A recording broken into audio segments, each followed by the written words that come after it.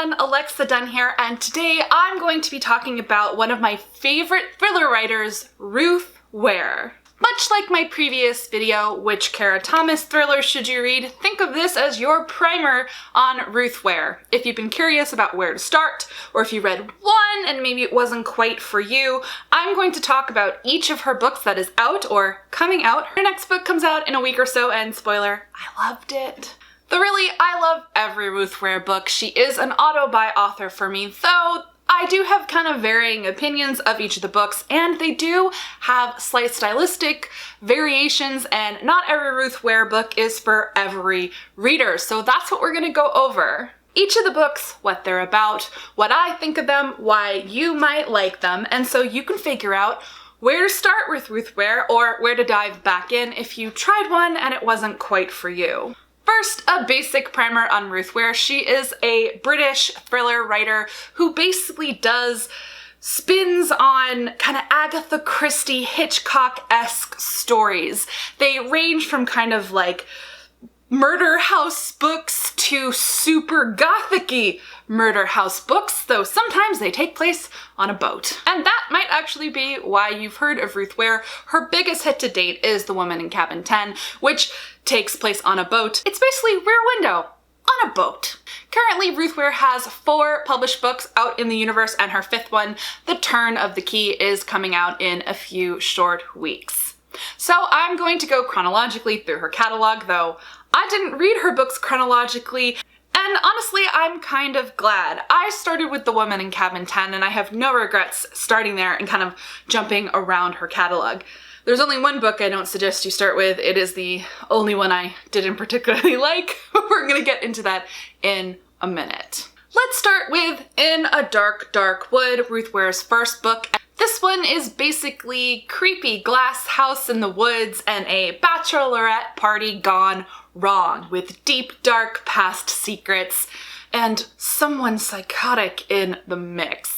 Basically, our protagonist, Nora, is invited to a hen do, a bachelorette weekend for Claire, who she hasn't seen in 10 years. They used to be close friends, but then things happen. As it is a thriller, you will find out what those things are.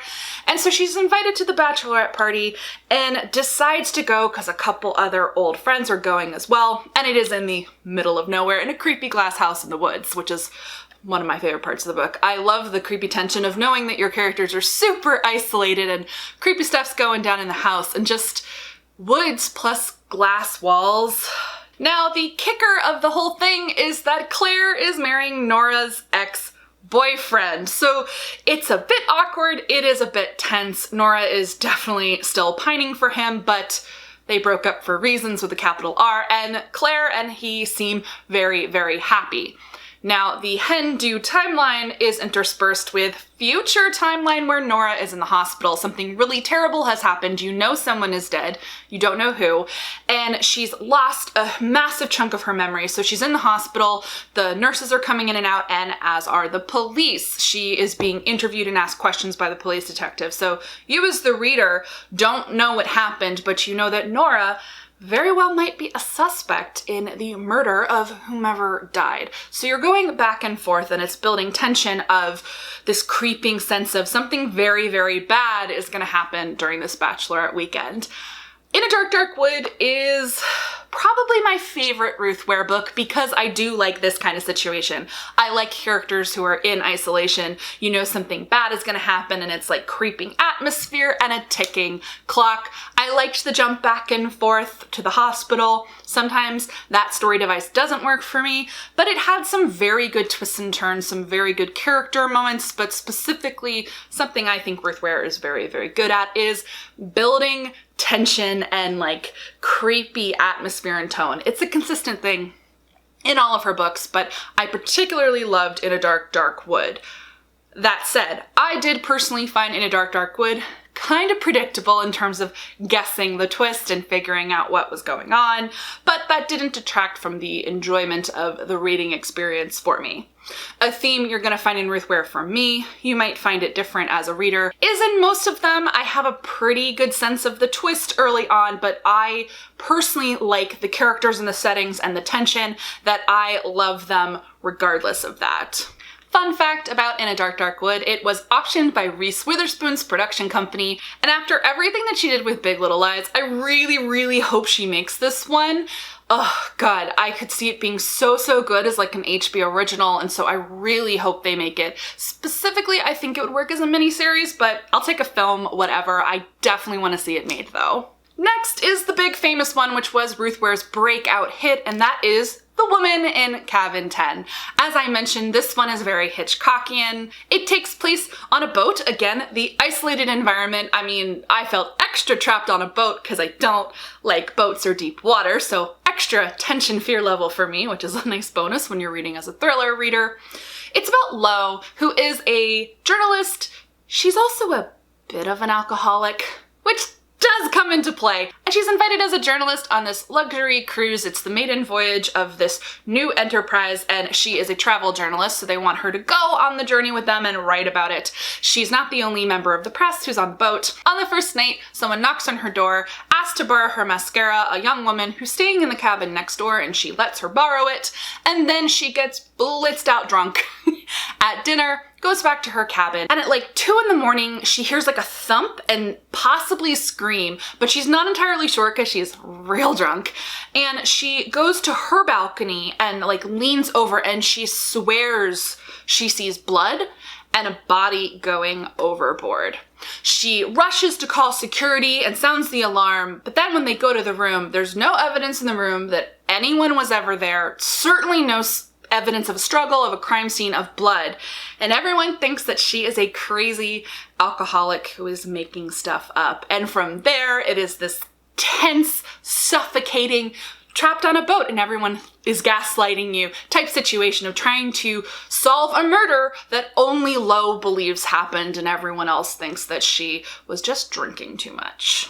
It's really tense, it's really engrossing, it's a fast read. It's her breakout hit for a reason. It's a very masterfully put together thriller. It has an exciting, twisty third act. This is the one Ruth Ware where I really didn't guess the twist, so she did a really good job at laying out those clues.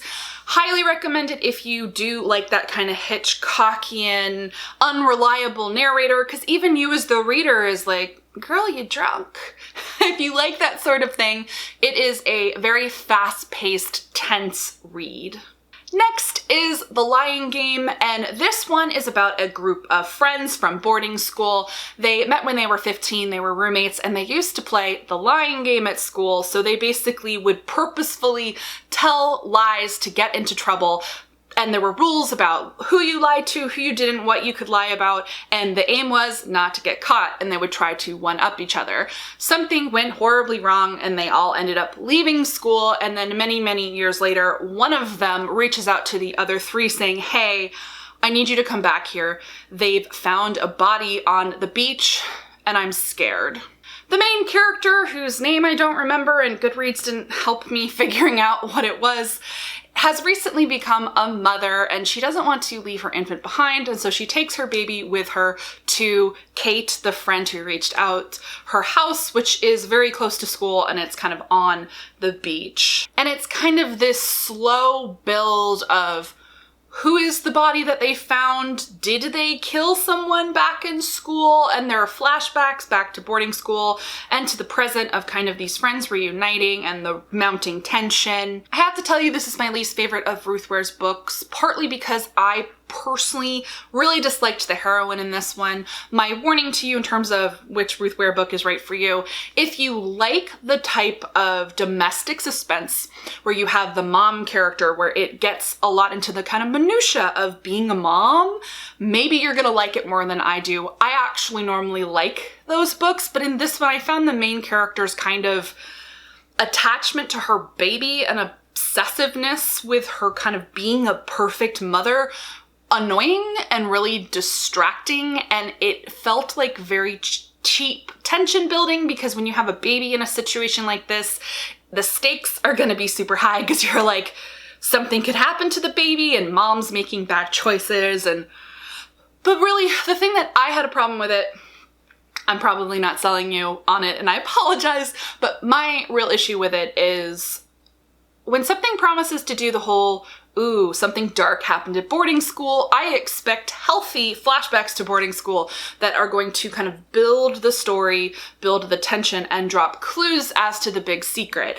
And The Lying Game doesn't do that. Very little time is spent actually exploring their time in boarding school, and specifically when I found out that they only knew each other for 6 months, not even 6 months, I really had trouble believing the whole lifelong sisterhood bond thing. And you find out the big twist in a huge info dump. So I had problems with the execution of this one. Honestly, I think even Ruth Ware fans can skip The Lying Game. But if it sounds like your cup of tea in terms of like the slow build, more like domestic thriller tension, you can give it a try. But of all the Ruth Ware books, this is the one that I think that you can pass on. But her next one is great. The Death of Mrs. Westaway represents Ruth Ware's real big push into gothic thriller mode. The other ones kind of had like hints of it with the Agatha Christie and the Hitchcockian elements, but The Death of Mrs. Westaway goes full on into gothic thriller mode. I would compare it to Crooked House by Agatha Christie or the book Rebecca by Daphne du Maurier. It definitely has like a Mrs. Danvers vibe at times, which I love. I have an entire standalone review of The Death of Mrs. Westaway, which I will link to down below, but the long story short of it is Hal is down on her luck in Brighton. Her mother was hit by a car when she was 18 and passed away, leaving Hal to fend for herself, and money is tight, she's pretty desperate, and she has loan sharks after her. She gets a letter informing her that she is the heir to a fortune from a relative she didn't even know that she had, or she is one of the heirs, and that she needs to come up to the house, Mrs. Westaway's house, to basically claim her part of the inheritance. She's pretty sure they made a mistake because she didn't have a grandmother, and they have her name right, but her mother's name wrong on the letter, but she's super, super desperate. The loan sharks are threatening to kill her, and so she goes and decides to be a little bit dishonest, to take a chance. If she can get a couple £1,000, it'll change her life. And she goes to impersonate this heir. But things aren't as they seem. The house is creepy. The family, bunch of rich assholes, clearly some secrets. Who was her mother? It's delicious and dark and gothic.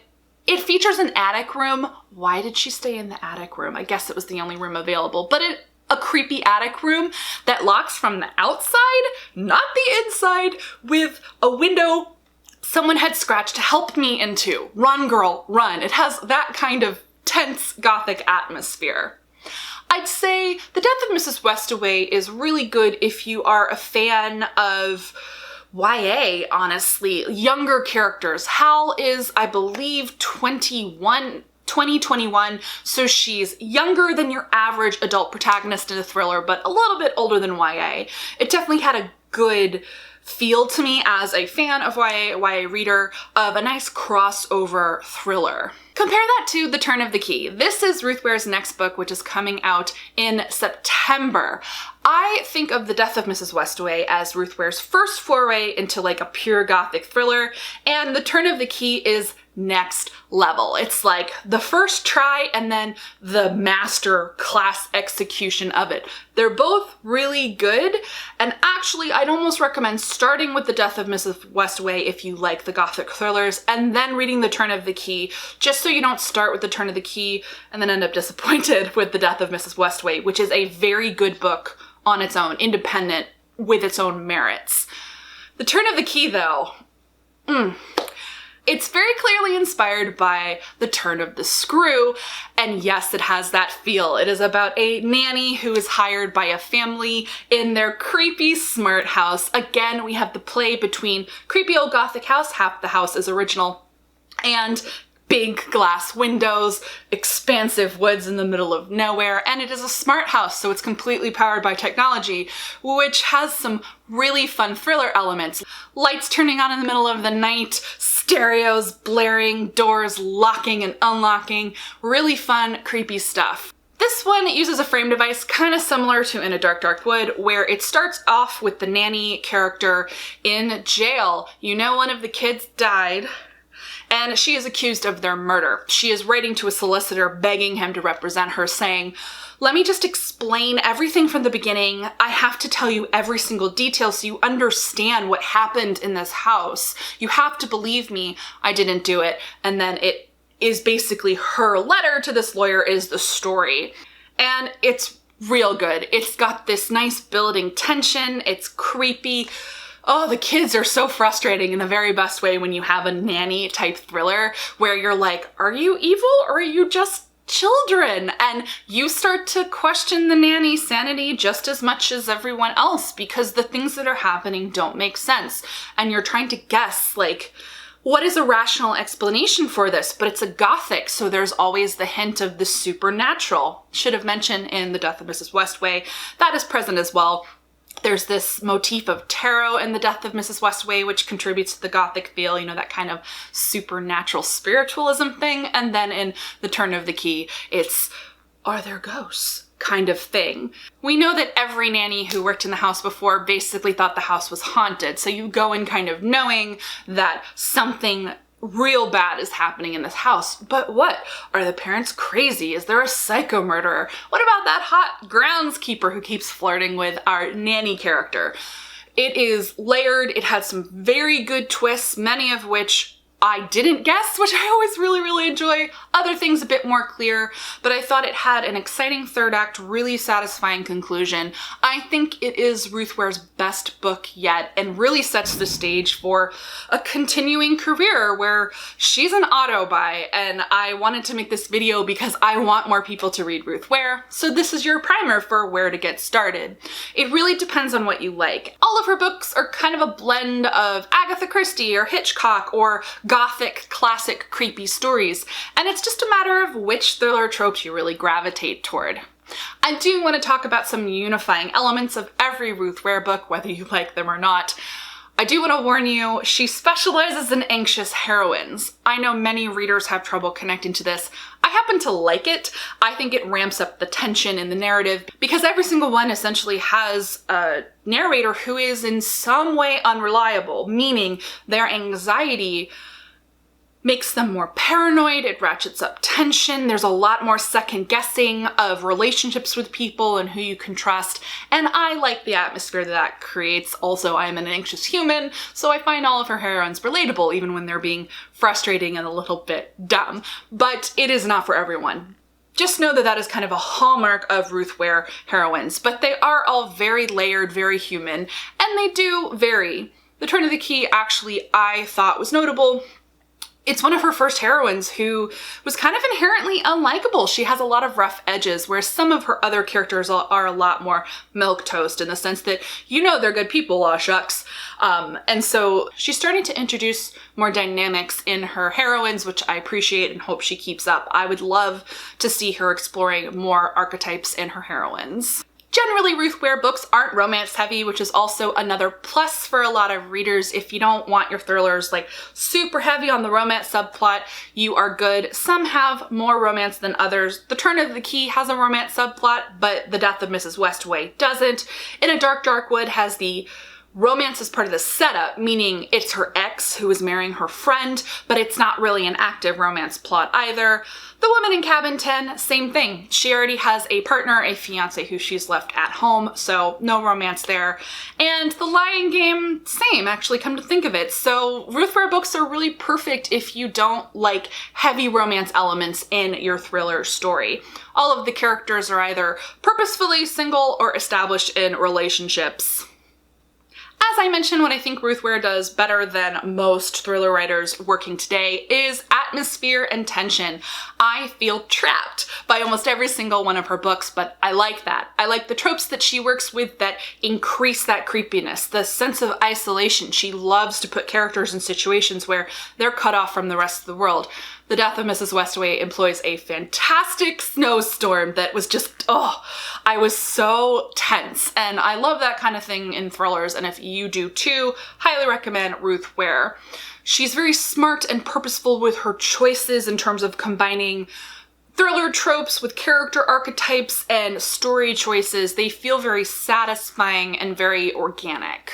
So that's it. That is my primer on Ruth Ware books to give you a sense of where you might want to start, or if you have read one of these but not another, that you might want to try it. I'll say her new Gothic direction does feel like a bit of a shift, not in a bad way. So let's say you tried The Woman in Cabin 10 or In a Dark, Dark Wood and they just weren't for you. I do recommend diving back in. Don't read The Lion Game, however, if you didn't like either of those superior books. But trying her Gothic books. If you weren't satisfied with an earlier one, go straight for The Turn of the Key when it comes out in a few weeks. Try her Gothic style. And to that end, as a reader, I just can't wait to see where she goes next. Is she going to continue to do Gothic thrillers? She's really good at them, so I wouldn't say no. Or is she going to go back to kind of the high concept thriller tropes of her earlier work? I always like how she takes a classic trope, something that worked in an Agatha Christie novel or a Hitchcock film, and finds very clever ways to modernize it. I mean, same thing with The Turn of the Screw, The Turn of the Key. She's taken that Henry James novel concept. I love the Smart House thing. It's a brilliant way to modernize that. And I can't wait to see what she continues to do. And my plea to Simon & Schuster, her US publisher, publish more books, buy them all.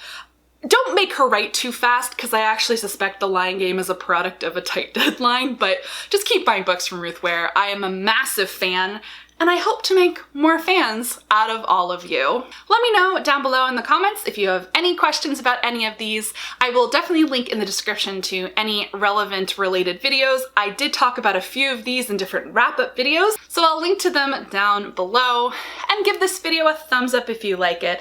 I will make more videos along these lines, like the Kara Thomas video and this video, looking at the catalog of a writer and kind of talking about their different books to help you find the perfect book for you. If you're not already subscribed to the channel, go ahead and do that. I post new videos 2 to 3 times a week. Thank you so much for watching, and as always, happy reading.